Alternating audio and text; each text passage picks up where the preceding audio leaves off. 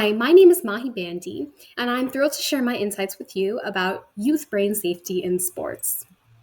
A little bit about me: I am a rising senior at Solon High School in Solon, Ohio.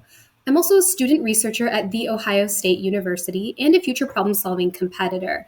I'm also the Future Problem Solving Student Advisory Council's executive director. I'm heavily involved in speech and debates, and I am the outreach director of my school's Women in STEM group. For a career, I am an aspiring neurosurgeon. So let's talk about athletic brain safety. It's troubling to know that 1.7 to 3.8 million traumatic brain injuries occur each year in the United States, and 10% of those are due to sports and recreational activities. There are policies in place, such as return to play procedures, where athletes have to go through a procedure or a checkup after leaving play to make sure that they can return safely. And safety equipment, think helmets, which really tries to prevent these brain injuries and usually isn't that successful in the case of this 10% of 3.8 million.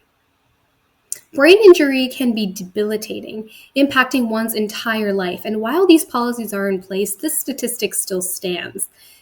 And when brain injuries are so prevalent in a voluntary and often recreational activity, it poses a true health concern.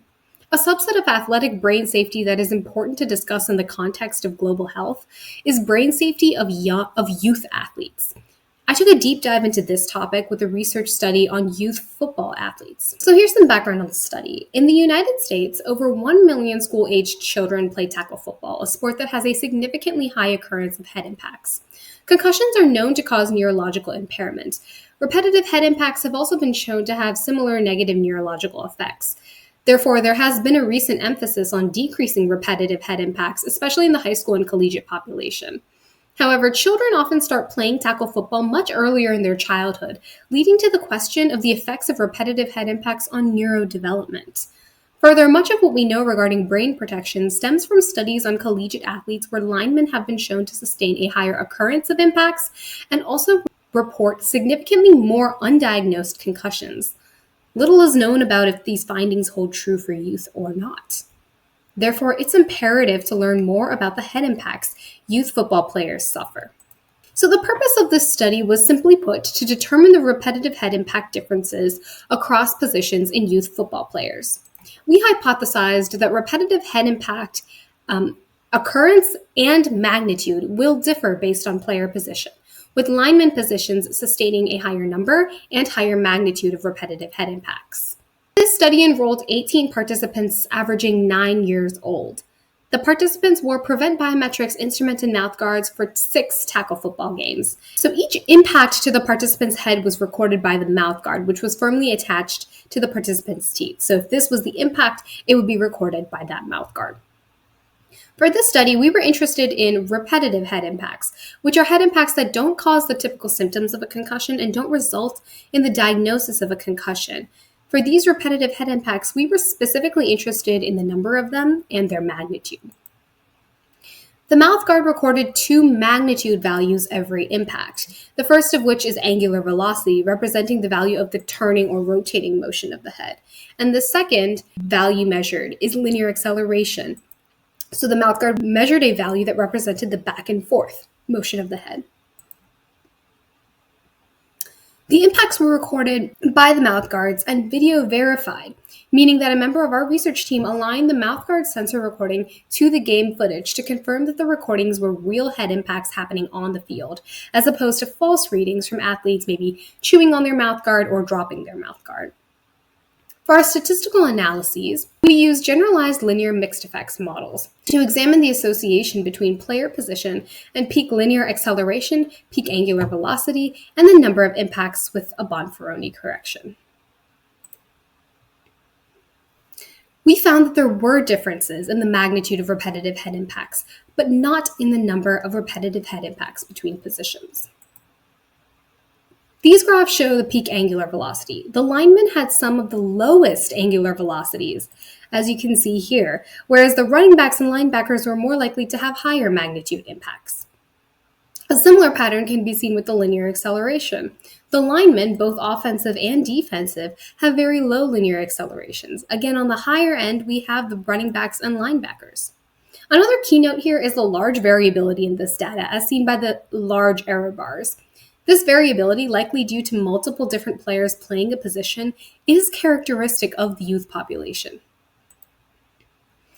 In conclusion, the hypothesis was not supported. No association was found between the number of impacts and player position, meaning that no one position had a significantly greater number of impacts than another. I believe this is due to the variable size and strength of youth players and the fact that many players play multiple positions at the youth level. Second, linemen sustain lower magnitude impacts rather than the hypothesized higher. This could be because linemen don't build up a lot of momentum coming into the impact. If you think about a football game, there isn't a lot of distance between the offensive and defensive linemen, so there isn't a lot of momentum they build up before that impact. Compare this to other player positions that involve running across the field, it's clear that they would build up a lot more momentum, resulting in higher magnitude impacts. A very important finding of this study is the simple fact that there are differences between youth football player positions in terms of impacts to the head. At the collegiate level, this fact has been recognized by the NFL, and they are making safety equipment modifications based on player positions. However, this research has implications specifically for the youth population, as it has clearly shown that the youth population differs from the collegiate population. Equipment adjustments at the collegiate level may not be suitable for youth. A broader, more alarming implication is that since much of youth brain safety measures in sports are based off of research on older populations, they might not be most adequate for youth. So, most importantly, I'd like to place emphasis on the need for dedicated focus on youth brain safety in sports, not only in the research world, but also in the policy world. So, to all the youth out there who participate in sports, whether competitively or recreationally, don't forget about your brain. Take brain injury symptoms seriously because your safety equipment might not be as reliable as you thought. These are the references for this presentation, and I'd like to acknowledge my co-authors on this study. The study was conducted as part of the STARS lab at The Ohio State University. This project was supported by the NIH and the Explorations in Neuroscience Research Program. Thank you so much for listening, and please feel free to reach out with any questions or thoughts. I'd be more than happy to share more about keeping your brain safe. Thank you.